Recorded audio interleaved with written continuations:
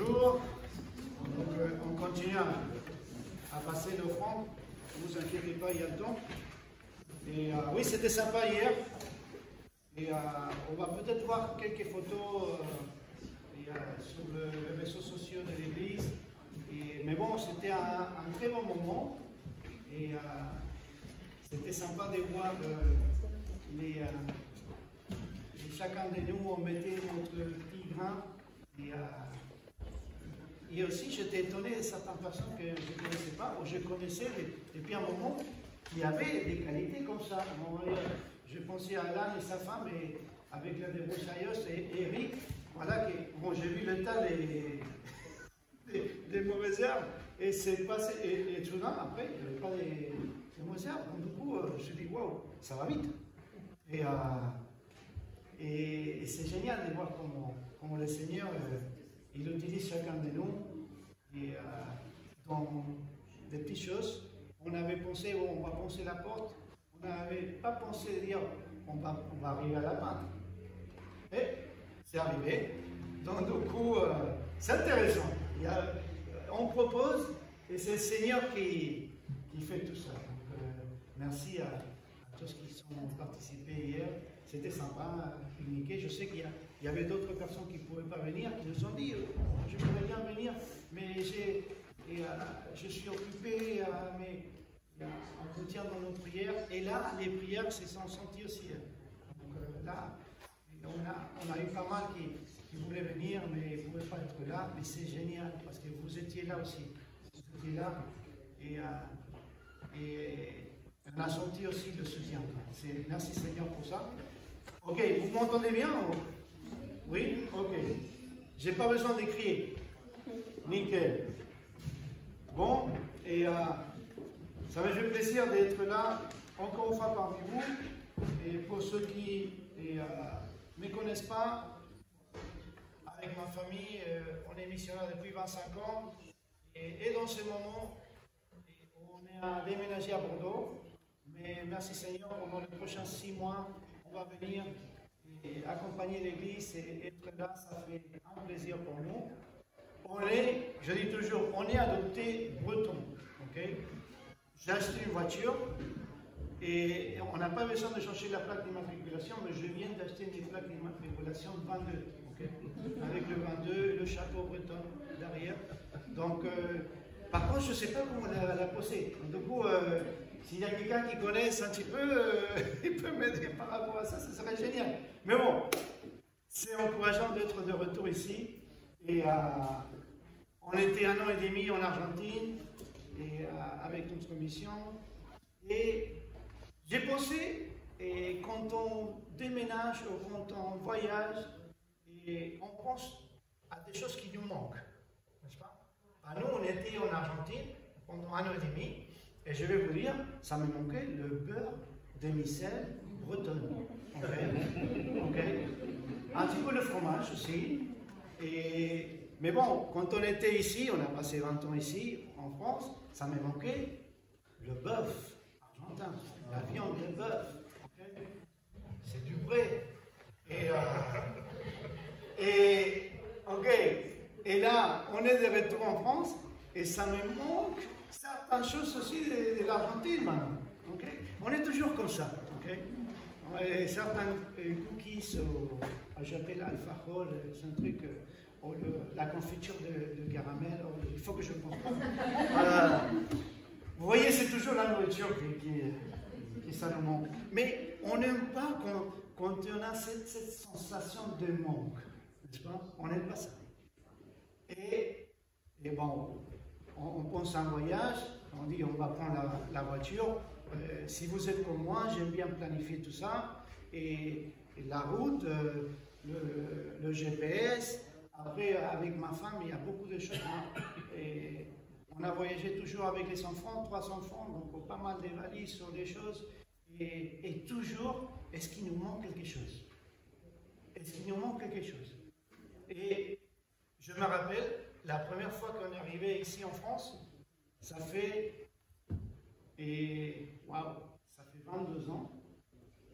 Et j'ai 30 ans, donc du coup 35 peut-être. Il ne faut pas dire Et je me rappelle, on arrivait ici avec ma femme et on avait 4 valises. 4 valises pour venir passer un mois ici.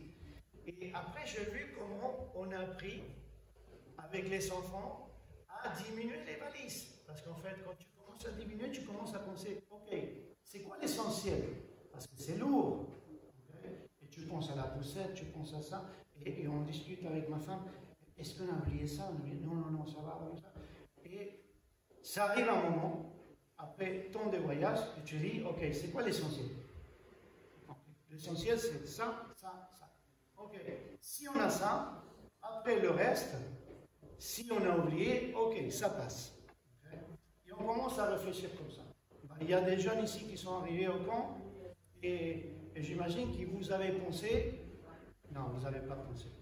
C'est vos parents qui ont pensé pour vous, pour les vêtements, les choses, et aussi, par contre, l'argent poche pour la buvette, oui, vous avez pensé. Ah, ça c'est sûr. Mais c'est intéressant de voir que pour ne pas se trouver en manque, on doit réfléchir à l'essentiel. Okay? Et des fois, aussi, c'est difficile quand on se sent en manque, mais pour nous-mêmes, pas pour les choses. Okay? Pourquoi je dis ça? Je vous donne un exemple. Okay? Et c'est bien que je n'ai pas tous mes enfants ici. J'en ai certains. Mais quand ils étaient petits, on allait au parc d'attractions, okay? Disney, je ne sais pas quoi. Et je ne sais pas qu'est-ce qui s'est arrivé à mes enfants. Plutôt les garçons, okay? Ils sont plus osés que moi. Moi, je suis timide. Moi, j'étais timide. Voilà, c'est ça. Et je n'étais pas osé à la montagne russe, des trucs comme ça, extrêmes, qui donnent beaucoup de sensations. Mais mes enfants, depuis qu'ils sont petits, ah là, ils y vont. Donc, la chose la plus difficile, c'est, je ne sais pas si vous voyez dans les parcs d'attraction, il y a le truc pour mesurer l'auteur. Tu peux rentrer dans cette jeu ou attraction si tu dépasses au moins cette hauteur. Okay? Donc du coup, avec mes enfants, il essayait de tricher un petit peu parce qu'il voulait passer dans cette attraction, dans le truc, et il s'est trouvé, c'était difficile parce qu'il s'est trouvé en manque. Il me manque 2 cm. Papa, si j'ai 2 cm, je peux aller dans cette jeu-là. Et c'est intéressant, non, de penser quand on est en manque. Et on ne veut pas être en manque. Donc, ma proposition pour vous, on va lire un passage de la Bible. Et c'est un passage, une histoire qu'on le voit dans les évangiles. Et aujourd'hui, je vais lire l'évangile selon Marc. Donc, si vous avez une Bible, vous pouvez lire, bien sûr, avec moi. Marc, chapitre 10, verset 17 à 30. Okay? Marc 10, 17, 30. C'est l'histoire de quelqu'un qui était riche, un jeune riche. Okay? Et vous pouvez voir les différents passages, et on peut trouver cette histoire-là en Matthieu aussi, dans l'évangile de Luc aussi, chapitre 18 aussi. Donc, aujourd'hui, on va lire l'évangile de Marc 10, 17 au 30. Ça dit, comme il partait, un homme accourut, se jeta aux genoux devant lui, devant qui? Devant Jésus, et lui demanda, bon maître, que dois-je faire pour obtenir la vie éternelle? Pourquoi m'appelles-tu bon? Lui répondit Jésus. Personne n'est bon, sinon Dieu seul. Tu connais les commandements. Ne commets pas des meurtres, ne commets pas l'adultère, ne commets pas des vols, ne porte pas de faux témoignages, ne fais pas tort à personne, honore ton père et ta mère. Maître, répondit l'homme, tout cela, j'ai appliqué depuis ma jeunesse. Jésus posa sur cet homme un regard plein d'amour en lui. On lui dit, il ne te manque qu'une chose. Va, vends tout ce que tu possèdes, donne le produit de la vente aux pauvres, et tu auras un trésor dans le ciel. Puis, viens et suis-moi. Et en entendant ces paroles, l'homme s'assombrit et s'en alla tout triste, car il était très riche. Jésus parcourut du regard le cercle de ses disciples, puis il leur dit qu'il est difficile à ceux qui ont des richesses d'entrer dans le royaume de Dieu. Cette parole les surprit, mais Jésus insista. Oui, mes enfants, qu'il est difficile d'entrer dans le royaume de Dieu. Il est plus facile à un chameau de passer par le trou d'une aiguille qu'à un riche d'entrer dans le royaume de Dieu. Les disciples furent encore plus étonnés et ils s'y demandaient entre eux, mais alors, qui peut être sauvé? Jésus les regarda et leur dit, aux hommes, c'est impossible, mais non à Dieu, car tout est possible à Dieu. Pierre lui dit, nous avons tout quitté pour te suivre. Jésus répondit, vraiment, je vous l'assure, si quelqu'un quitte à cause de moi et de l'évangile sa maison, ses frères, ses sœurs, sa mère, son père, ses enfants ou cette terre, il recevra 100 fois plus à présent. Des maisons, des frères, des sœurs, des mères, des enfants, des terres, avec des persécutions. Et dans le monde à venir, la vie éternelle. Prions. Seigneur, merci pour cette journée, merci pour ta parole. Seigneur, aide-nous à comprendre, Seigneur, ce que toi, tu veux nous parler. En puissant le nom de Jésus-Christ. Amen. Ok. Donc, vous connaissez un petit peu l'histoire. Et ici, ça dit, et un homme accourut, et Luc, il dit, un prince, ou quelqu'un qui était important dans la communauté. Et Matthieu, il dit, un jeune riche. Okay? Donc, c'est intéressant. Donc, du coup, on pense, c'est jeune, c'est quelqu'un qui a une richesse, et c'est quelqu'un qui est reconnu. Okay? Après, qu'est-ce qui se passe? Il vient, il se met à genoux devant Jésus-Christ, il lui pose la question. Et maître, que dois-je faire pour avoir la vie éternelle? Okay? Et c'est intéressant la réponse du Seigneur Jésus. Okay? Et il commence à énoncer les commandements. Et vous voyez, les commandements, on a les 10 commandements. Et les premiers commandements, c'est relié à Dieu. Et la relation de l'homme et Dieu. Et il ne faut pas faire d'image, vous voyez, si vous vous rappelez. Et après, ce qui est intéressant, c'est que le Seigneur Jésus, il commence à parler. Il ne parle pas de ces premiers. Il parle plutôt des commandements qui sont liés à la relation avec notre prochain. Okay? Donc, du coup, il dit, ne commets pas l'adultère, voilà, ça. Et ce que c'est incroyable, c'est que c'est la réponse de cet homme-là. Il a dit, maître, j'ai tout accompli depuis ma jeunesse. Donc voilà. Donc là, quand on regarde une personne comme ça, ben, je ne sais pas vous, mais jeune, riche, et il respecte sa famille, ses parents, et il a compris, et en fait il a envie quand même avec son père.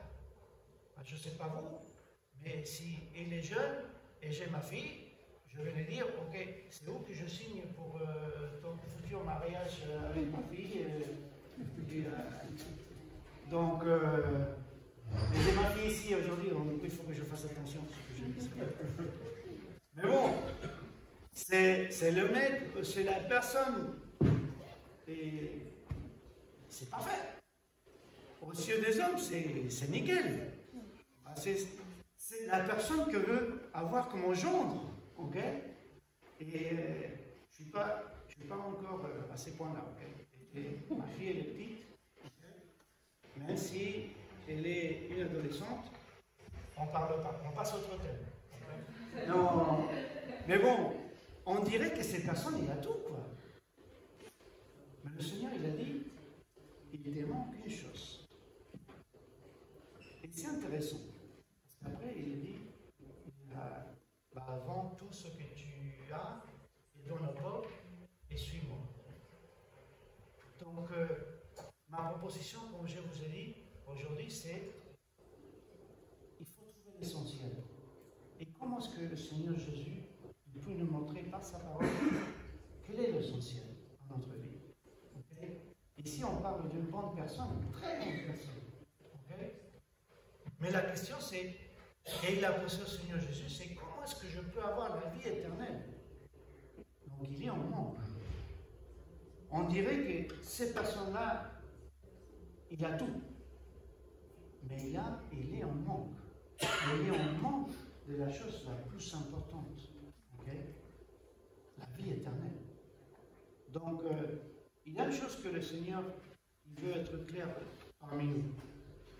Vous voyez, la question de ce monsieur-là, c'est qu'est-ce que je peux faire pour avoir la vie éternelle? Et les amis, il n'y a rien qu'on peut faire nous-mêmes pour avoir la vie éternelle. Et on peut trouver ce que la Bible dit en Éphésiens chapitre 2. Éphésiens chapitre 2, verset 1, ça dit « Autrefois, vous étiez morts à cause de vos fautes et de vos péchés. Par ces actes, vous conformez alors votre manière de vivre à celle de ceux qui se répandent et vous suivez le chef de puissance spirituelle mauvaise, cet esprit qui agit maintenant dans les hommes rebelles de Dieu. Nous aussi, nous faisons autrefois tous partie de ces hommes-là. Nous vivions selon nos mauvais désirs d'hommes livrés à eux-mêmes et nous accomplissons tout ce que notre corps et notre esprit nous poussaient à faire. Aussi, étions-nous par nature voués de la colère de Dieu comme le reste des hommes, alors que nous étions morts à cause de nos fautes, il nous a fait revivre les uns et les autres avec Christ. C'est par la grâce que vous êtes sauvés. Par notre union avec Jésus-Christ, Dieu nous a ressuscités les uns et les autres. Il nous a fait siéger les uns et les autres dans le monde céleste. Et regardez ce qu'il dit après. Car c'est par grâce que vous êtes sauvés, par le moyen de la foi. Cela ne vient pas de vous. C'est un don de Dieu. Ce n'est pas par le fruit des quoi? Des hommes. Ce n'est pas par nos efforts que vous aurez accompli. Personne n'a donc de raison de se vanter. Ce que nous sommes, nous le devons à Dieu, car par notre union avec Jésus-Christ, Dieu nous a créés pour une vie riche d'œuvres bonnes qu'il a préparées à l'avance afin que nous les accomplissions. Donc, c'est par la grâce que nous sommes sauvés, par le moyen de la foi, et c'est clair, ça ne vient pas de nous. Donc, première réalité, c'est que ce n'est pas par nos efforts. Donc, la grande question de cet homme riche, c'est qu'est-ce que je peux faire? Et on a dit, il ne faut pas non plus tabasser ces personnes-là. En fait, il a eu une vie quand même exemplaire. Regardez tout ce qu'il a accompli. Mais ça ne suffit pas. Il y a encore un manque. Pourquoi? Parce que ce n'est pas par ses efforts qu'on peut trouver l'essentiel. On va voir, c'est qui l'essentiel? Ici, on l'a vu, c'est Jésus-Christ. Okay? Et ça ne dépend pas de nous. Donc, je ne sais pas, mais quand on pense à notre vie, même nous qui on a Jésus-Christ comme notre essentiel, Jésus-Christ comme notre sauveur personnel, combien de fois on s'appuie dans nos efforts? Et on dit, allez, force, allez, on va continuer. Et la grâce de Dieu, elle est suffisante pour notre salut une seule fois, mais aussi cette grâce se renouvelle pour nous aider, pour nous donner la force pour continuer chaque jour. Et combien de fois, et on dit, ah là là, j'ai une journée tellement chargée, j'ai une semaine tellement chargée, que je ne sais pas si je vais arriver à avoir la force, l'énergie. Et là, le Seigneur, il est là, il dit, ok, tu te rappelles que tu as décidé de me suivre. Tu te rappelles que tu as mon fils dans ta vie. Bah, rappelle-toi que la vie, oui, il faut aller vers l'avant. Oui, et on va faire des efforts. Mais ce n'est pas grâce à nos efforts. c'est toujours par la foi. Et cette phrase, ce verset biblique qui a changé, qui a basculé aussi, il y a les églises qui disent par la foi, seul par la foi on peut vivre. Ça commence avec ces jours-là que l'on accepte Jésus-Christ comme notre Sauveur, mais ça continue toute notre vie. Dans nos coups, on est dans le chemin de l'essentiel, la recherche de l'essentiel. Donc voilà, on comprend par cet exemple des jeunes riches que ce n'est pas par nos efforts. Okay? Donc ça continue, ce n'est pas par nos efforts. Donc, mais pourquoi le Seigneur Jésus, il a répondu comme il a répondu? Alors, si ce n'est pas par nos efforts, pourquoi? Il a dit, tu ne commets pas d'adultère, tu ne mets pas de vol, n'apporte pas de faux témoignages. En fait, pourquoi? Il s'est consacré dans cette deuxième partie des 10 commandements. C'est les parties plutôt de notre prochain. Et je pense qu'il y a quelque chose qu'on péché, c'est riche, et de s'approcher de Jésus-Christ. D'avoir, qui montrait ses manques en lui. Vous voyez, le Seigneur Jésus, il a dit, une seule chose te manque. Okay? Donc, il a montré plusieurs choses, mais ce n'est pas ces plusieurs choses. Okay? Il faut voir l'esprit qui est derrière ça. Et la deuxième chose, c'est qu'on ne peut pas faire par nos efforts. La deuxième chose, c'est qu'on ne peut pas faire parce qu'il y a un empêchement. Donc ici, on voit qu'une fois que le Seigneur Jésus il a expliqué ça, il a dit, ok, vends tout, donne aux pauvres et suis-moi. Et qu'est-ce qui s'est passé? Le jeune, ils sont allés. Et ils sont allés tristes. Parce qu'il avait beaucoup de richesses, n'est-ce pas? C'est ça qui s'est passé. Jésus, parcourt, regarde le cercle de ses disciples et leur dit, qu'il est difficile à ceux qui ont des richesses d'entrer dans le royaume de Dieu.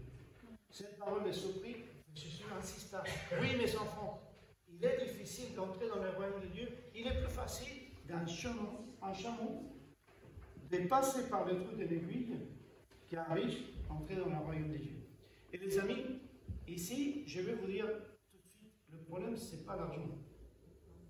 Le problème, c'est l'amour à l'argent. Mais le problème, c'est qu'est-ce qui nous empêche de suivre Jésus. Et des fois, c'est l'argent, et des fois, c'est autre chose. Okay? Mais ça nous empêche. On veut aller vers l'essentiel, mais dans notre vie, il y a des choses qui nous empêchent. Donc, quand je pense à cette illustration, c'est plus facile d'un chameau passer par le trou d'une aiguille qu'un riche entrer dans le royaume de Dieu. Ok, il faut comprendre un petit peu l'histoire et les coutumes orientaux. Okay? Donc ici, quand on utilise les chameaux c'est utilisé pour quoi? Pour faire l'affaire. On mettait sur les chameaux, on transportait des choses, même des personnes, des fois. Et qu'est-ce qui s'est passé quand on rentrait dans une ville? Okay?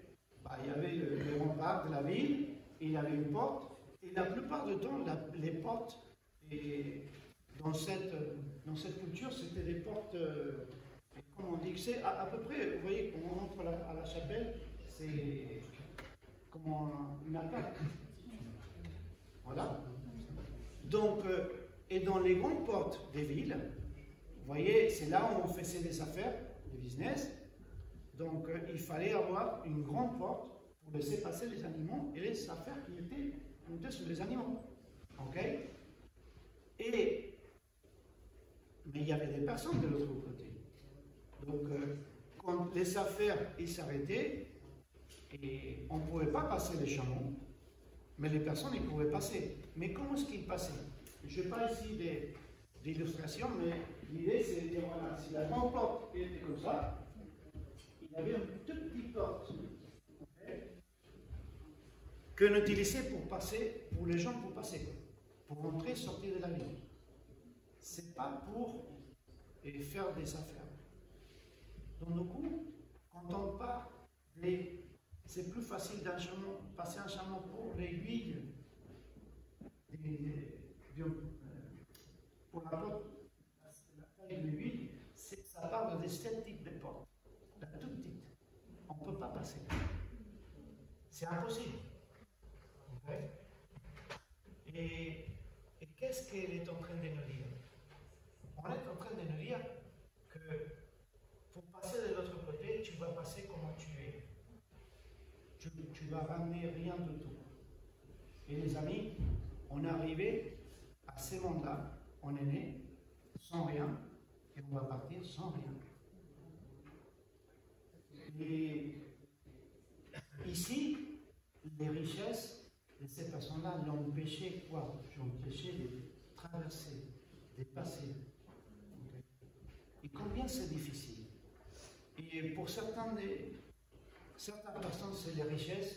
Pour certains d'autres, c'est d'autres choses que la richesse qui les empêchent de passer et avoir une relation personnelle avec Jésus-Christ. Rappelez-vous, la question c'est comment est-ce que je pourrais avoir la vie éternelle? Des fois, c'est une relation avec une autre personne, une relation peut-être toxique. Des fois, c'est on a eu un manque de notre famille dans notre vie. Vous voyez, moi, et personnellement, mon père il est décédé quand j'avais 8 ans. J'ai grandi sans père.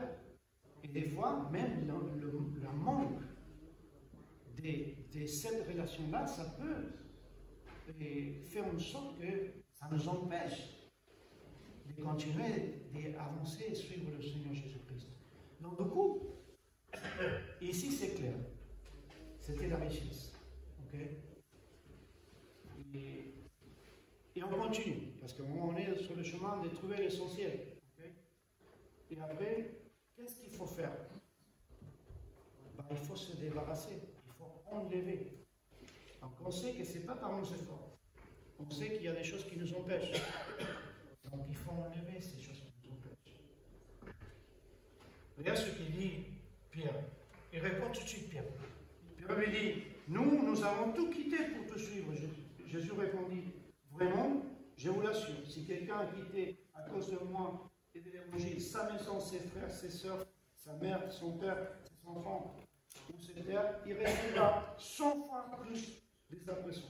Des maisons, des frères, des sœurs, des mères, des enfants, des terres, avec des persécutions, et dans le monde à venir, la vie éternelle. Et c'est pas simple quand on est en manque.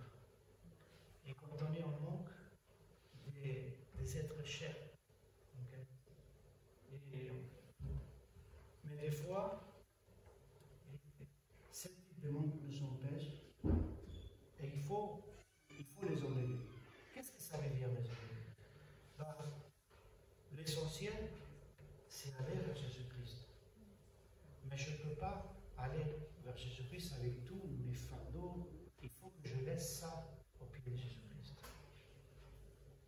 Vous voyez, le Seigneur Jésus, il a dit en Matthieu chapitre 11, verset 28, « Venez à moi, vous, que vous êtes chargés et travaillés, et je vous donnerai du repos. » Et c'est ça. Combien de fois, ces choses qui nous empêchent, c'est tout le fardeau, c'est tout le sac à dos qui amène nos jeunes, des fois plein d'amertume, plein des choses qu'on pensait que, ah oui, si j'avais ça, si j'avais d'autres choses, ça, si ma famille, si mes enfants, si mon père, si ma mère, si ma femme, si... Et on a tous ces fardeaux. Et ces fardeaux nous empêchent. Et en Hébreu, chapitre 12, ça dit, c'est pourquoi nous aussi, nous sommes entourés d'une si grande nuée de témoins, débarrassons-nous de tout fardeau et du péché qui nous cerne si facilement, de tous côtés, et courons avec endurance l'épreuve qui nous est proposée. Débarrassons-nous de tout fardeau, de tout poids. de tout péché. Donc, la question de cet homme riche, comment est-ce que je peux avoir la vie éternelle? Ben, ce n'est pas par nos efforts, c'est clair. Il y a des choses qui nous empêchent. Ben, au début de notre vie, quand on se rend compte qu'on est des pécheurs, quand la parole de Dieu nous montre qu'on est des pécheurs, parce qu'on est tous des pécheurs, ben, c'est ce qui nous empêche. Et il faut enlever ça. Et nous, on n'est pas capable de le faire. C'est pour ça que notre voyage, et ces voyages-là que je vous ai proposés, c'est un voyage à l'essentiel. Et c'est qui l'essentiel? C'est le Seigneur Jésus-Christ. C'est lui qui est venu il y a plus de 2000 ans. C'est le Père qui l'a envoyé.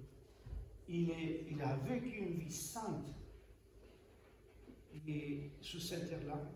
Il est mort à la croix pour mes péchés, pour vos péchés. Il est ressuscité pour nous donner une nouvelle vie. Car Dieu a tant aimé le monde qu'il a donné son Fils unique, afin que quiconque croit en lui ne périsse pas, mais qu'il ait la vie éternelle. Donc, je commençais en disant, pourquoi le Seigneur Jésus, quand il a répondu à ces jeunes riches, il a répondu par rapport à la deuxième partie des 10 commandements, celle qui parle des prochains, si ce n'est pas par les efforts. En fait, les amis, le Seigneur, il connaissait déjà ces jeunes hommes. Déjà, regardez avec les premières questions qu'il a posées, il a dit,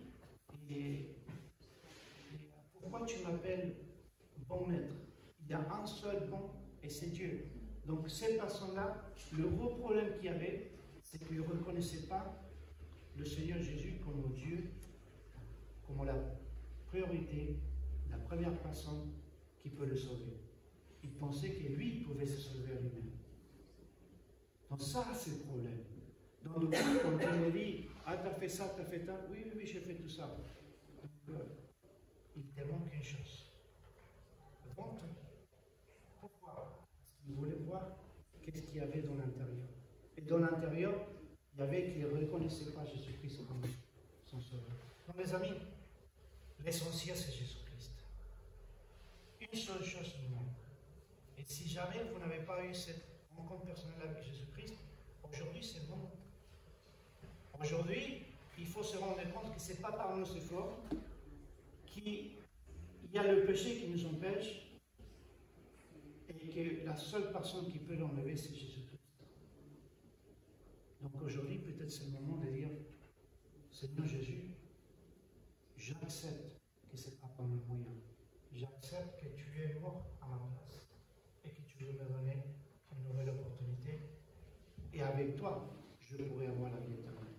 Et pour ceux qui sont faits ces pas, des fois, déjà, une fois dans votre vie, et c'est intéressant, mais combien de fois on revient au même problème? On veut faire par nos efforts, on ne se rend pas compte qu'il y a des choses qui nous empêchent, et que ces choses, il faut les enlever. Et l'essentiel, c'est qui? C'est Jésus-Christ. Vous voyez, le dernier verset que je lis, c'est Hébreux 12, les premiers 2 versets. Mais le dernier verset, ça dit, le 2 et 3, ça dit, gardons les yeux fixés en qui? Sur Jésus, qui nous a ouvert le chemin de la foi et qui apporte à la perfection. Gardons les yeux fixés sur Jésus. Parce qu'en fait, il a été l'essentiel du début de notre vie et il veut être l'essentiel de notre vie. Vous voyez, il y a une seule chose qui nous manque. Maintenir le Seigneur Jésus-Christ comme l'essentiel de notre vie. Prions. Seigneur, merci pour ces moments ensemble. Merci pour ta parole.